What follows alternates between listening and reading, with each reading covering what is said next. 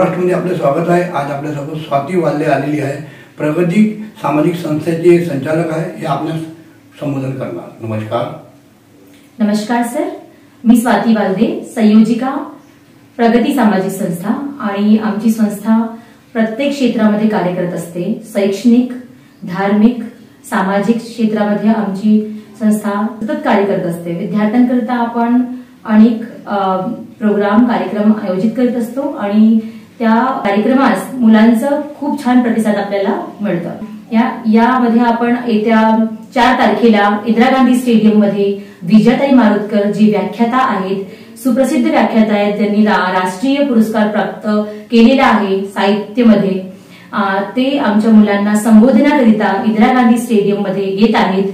आणि त्यांचा प्रगती संस्था सामाजिक संस्थाद्वारा आपण तिथे व्याख्यान आयोजित करत आहोत। त्यामध्ये त्या मुलांना सांगणार आहेत की मुलांना कोणत्या डायरेक्शन मध्ये जायला पाहिजे आणि त्या डायरेक्शन मध्ये त्यांना स्वतःचं करिअर कसं गाठता येईल, त्याच्याप्रती त्यांना कसं संवेदनशील राहायचं आहे आणि कसं व्यक्तिमत्व विकास करायचा आहे, त्याबद्दल तिथे ते संबोधणार। आणखी कोणते तुमचे केलेले कार्य आहे तुमचे?